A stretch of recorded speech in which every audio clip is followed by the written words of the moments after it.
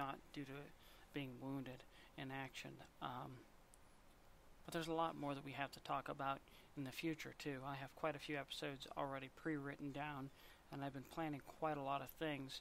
As Americans, we have to realize what we have. And again, so many people have died for what we have. The numbers are just staggering. In World War I, II, and Vietnam alone, between American and Allied soldiers and supporters, we've lost over 75 million people. That's 1/4 of today's United States population that has perished in 3 large wars, supporting or fighting. That's a lot of... I couldn't even begin to validate a reason as to why we would need to lose that many people because of differences. Which brings me back to nothing matters as far as outside, as far as differences, as far as, race, creed, religion, because once again, all these wars have been based on exactly that. If you look at current today, North Korea hates us because we're American. Americans hate North Korea because they're North Korean. I'm not saying that they're right, because I do not like them either. I do not like Kim Jong-un, but I honestly believe that his people are brainwashed, and I believe that, I sort of feel bad for them. I sort of see him as the next Hitler. And I wonder to myself if my grandfather wouldn't have thought the same thing, that Kim Jong was the next Adolf. And it's really sad to see people say, bomb the entire country and kill them all because they voted him in. They did not vote Kim Jong-un in. Nobody voted Kim Jong-un in. In fact, Kim Jong-un seized power.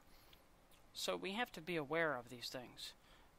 Hitler's people were the same. They were just as guilty in some eyes, but in reality, Hitler seized power by creating a false,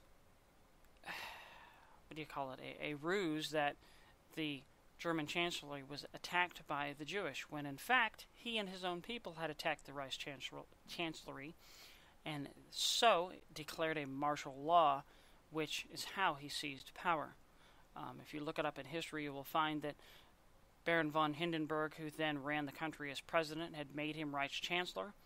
Reich Chancellor was burned to the ground by Hitler's crew at night in secrecy, and was then blamed on the Jewish, who he then declared martial law through Baron von Hindenburg.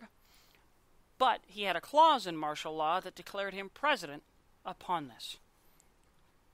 In hence, he seized power. There was no vote needed for the Nazis to become powerful because he had it. And Kim Jong-un has somewhat done the same, but in a different way. Every time something's happened, he's blamed Americans, he's blamed allies, he's always blamed someone else. And it's a typical Napoleonic syndrome. But again, we have to watch out what we do. We have to watch out for the disdain, and we have to watch out for the dissension that we spread in our nation, because this will spread like wildfire. We talk about things currently like people talk about impeaching the president. It's been a year. Enough is enough. Let it go. No, we're not going to let it go. We're just going to continue to push it and make even more people hate each other.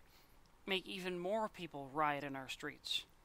You have to be the one to say, no, I'm not going to do that. You have to be the one to say, I'm going to stand between both teams and try to reason as a mediator.